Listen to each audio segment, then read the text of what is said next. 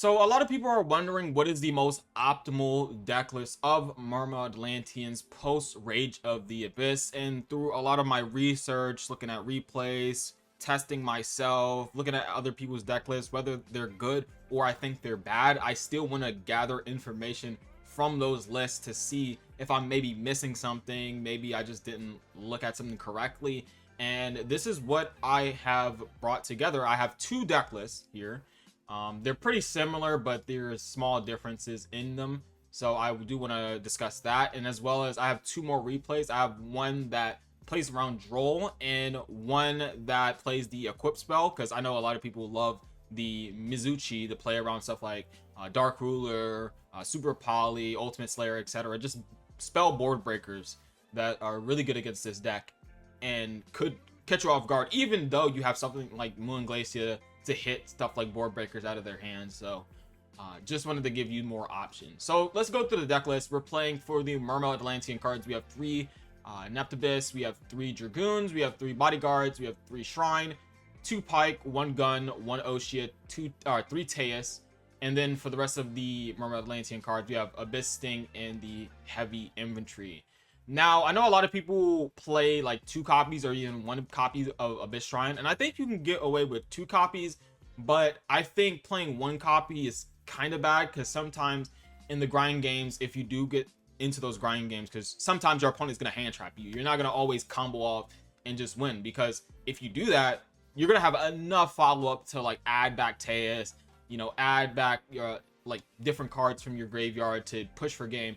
But if you're more of a grind game, your opponent hand traps you once or twice, and you make like a mediocre board that is just enough for you to get to the next turn, you want to have that second copy of Abyss Shrine to add stuff like Adrian or Teus and just push more for game. So that is why I like multiple copies of Abyss Shrine. You don't have to play, you know, 2. And if you're on budget, you could definitely get away with 1. But I would say like 3 copies is, I feel like, optimal, because getting rid of stuff like Bodyguards or Dragoons in your hand is pretty powerful, which is why I'm maximizing out on Abyss or Ice Jade Ran Adrin, because I found out that sometimes, because before I was playing like 1 Ran Adrin and I was playing 2 Abyss Shrine and I was playing like 3 Veilers, so I had like 15 hand traps.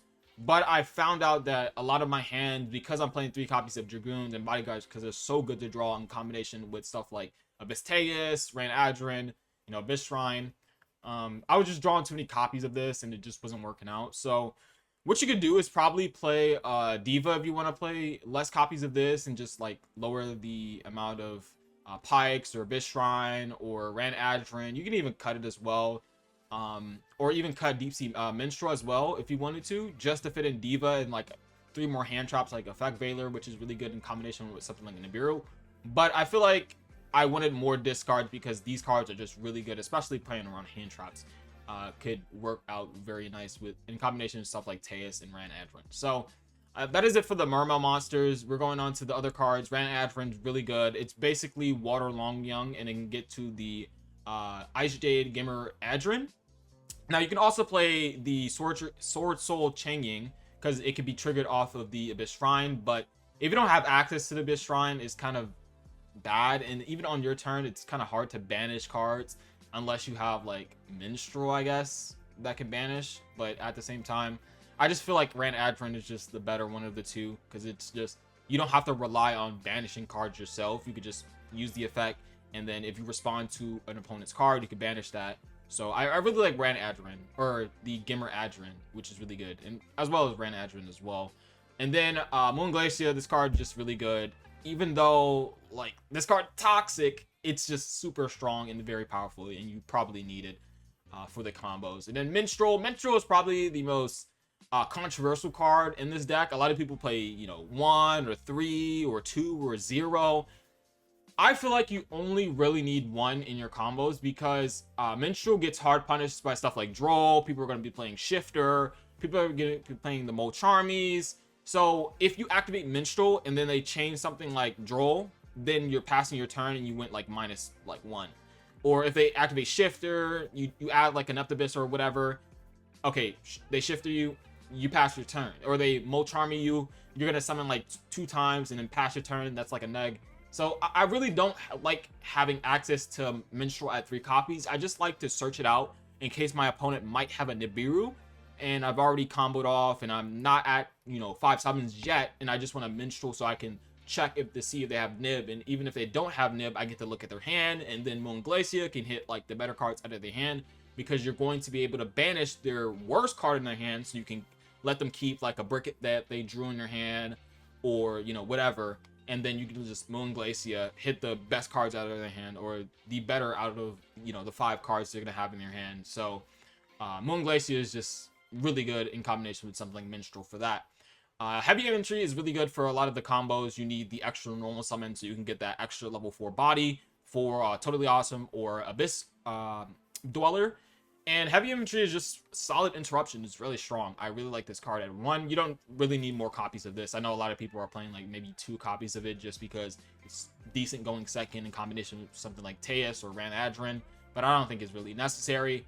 Abyss Sting is really good. You have access to it with the Royal Mermail. I know a lot of people are playing Megalo, and I love Megalo. Megalo is my favorite Mermail monster out of all the Mermail monsters, but it's just not good. Discarding 2 is just not optimal. There's no reason to play the Megalo because it searches the equip spell, because the Link monster already gets to that already. So there's really no purpose in playing Megalo besides like you either loving the card or you just want to go for cheesy OTKs because it can OTK through Nibiru. That's really the only reason why you would ever play Megalo, and even then I don't even think it's worth it at that point. But to each their own. You can play it. I'm just saying I don't like it because it's just too negative. Unless you like discard double Dragoons or Dragoons plus Bodyguards, in which that is like a 3-card combo, and if you open that, good on you. For the rest of the non-engine that we're playing in this deck, besides the Virtue Stream, which Virtue Stream is searchable by the Virtue Dragon, which I really like in this deck, having access to this in case you get hand trap is just another interruption you could end on, as well as just so free in a lot of your combos. So it's just, why not play this card?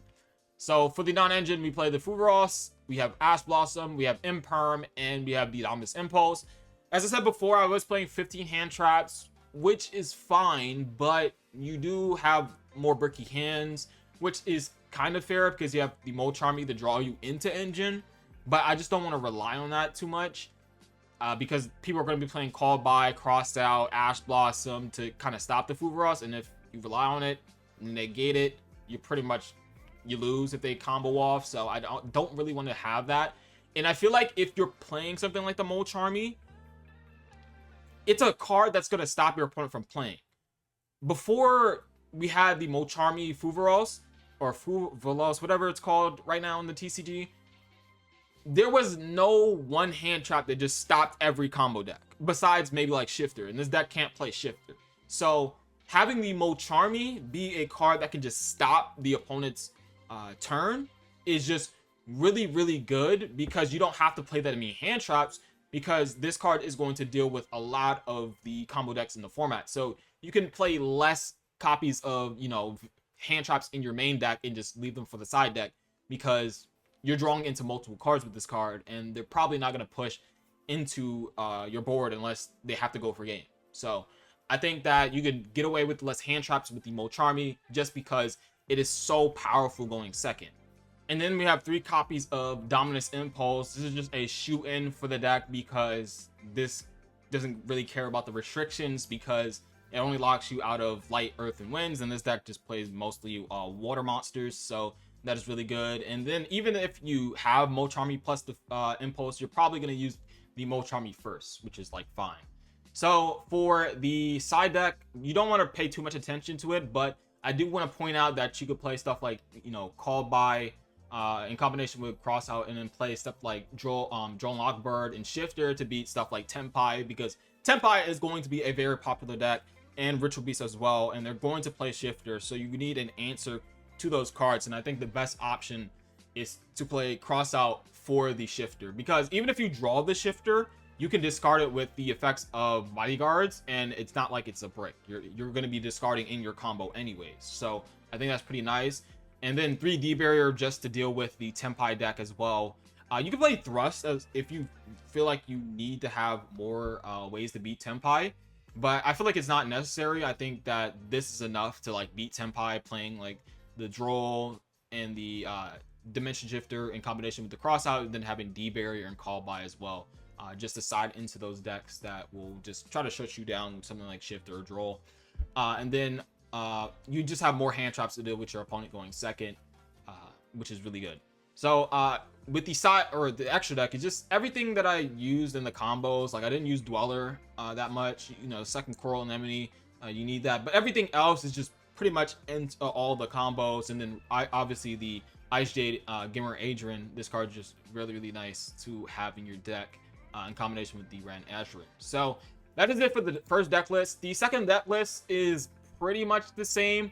The only difference is that I'm playing the Coelacanth. Coelacanth is such a pretty powerful card because if you get hit with something like Draw and Lockbird, which I'll show in a second, it can give you still access to double Toad, which is like really powerful because other than that, there's not really much ways to play around Draw and Lockbird in this deck. And even against like Shifter, you can activate the Abyss Shrine in your hand, tribute off like two like itself and another Mermail Atlantean monster, summon out the Coelacanth, and then summon out like all these bodies, and then make double Bahamut Shark into Toad. So that is really nice. I really like this combo for that because there's going to be a lot of Tenpai, there's going to be a lot of Ritual Beast, so you just want to have options against those decks, which is like really good. So this is just a build that's better into stuff like Tenpai and Ritual Beast if they're very popular in the format, which is why I want to play more copies of Abyss Shrine, because Abyss Shrine can get this Coelacanth and can play around stuff like Droll and Shifter and stuff like that. And then one card that's different from the other list is the Atlantis. This card is really good because if you never played Marintis before and you use this card, you could pretty much lock your opponent out of being able to summon back their monsters, because technically you're summoning back the monsters with the effect of Atlantis. So if they don't have a water monster on the field and they have like all darks or all fire or whatever, you could just banish them all, bring them back, and then because they're not water, they're not going to come back. Your monster's going to come back, so it could be better for for OTK lines, which is like really good. So that is pretty much the main difference. There's not too many other things that's different about this list. I'm not playing the Torpedo Engine as well as the Abyss Oshia because the Oshia combo is only really viable with the Teus combo, and because you're playing the Coelacanth, you have a combo with just Teus. You can go Teus, discard Teus or whatever water you have that's not like Dragoons or Bodyguards, and you can summon like Coelacanth, and then Coelacanth can summon out, you know, all these level 4 monsters, and then you can still make Bahamut Shark into Totally Awesome twice. So this is really good. So let's move on to the first combo, which is going to be the way to play around Draw and Lockbird. I'll showcase this now. So we're going to use the effect of Nephthys, and we're going to send bodyguards and then add the Abyss Shrine. This is how you play around Draw and Lockbird. If you think your opponent has Draw and Lockbird, or you just want to be safe around it, or you already have a Dragoons in your hand, you could just add Abyss Shrine, and then if they drop Draw and Lockbird against you, you can now use the effect of the bodyguards. That's going to summon out the Oshia from your deck, and then you're going to use the effect of the Abyss Shrine. You're going to send both of those to the graveyard, and then you're going to summon out the Coelacanth, and then you're going to use the effect of the Nephthys, and that is going to summon out the bodyguards. And now you're going to summon the Lavirtue Dragon. You're not going to use the search effect because obviously you're under Draw and Lockbird, but you're going to use the effect to add back from the graveyard any of the water monsters in your graveyard. And then you're going to use the effect of Coelacanth. Coelacanth is going to summon out 3 level 4s, or yeah, 3 level 4s. And then you're going to overlay into Bahamut Shark, and now you're going to go into the Totally Awesome. And now you're going to link 2 of the monsters off into the Coral Anemone. And because this is less than 1500 attack, you can summon it back with the Coral Anemone. And now you're going to overlay both of these 2 into the second Bahamut Shark, and now you're going to summon out the Totally Awesome. And now you're going to link those 2 off into the Royal Mermail, or the Mermail King, which is what it's called right now. So you're ending on 2 negates, which is really nice. And then you also have the Abyss Shrine to draw you into a card, and also discard something like the Bodyguards or the Nephthys, which would trigger their effects.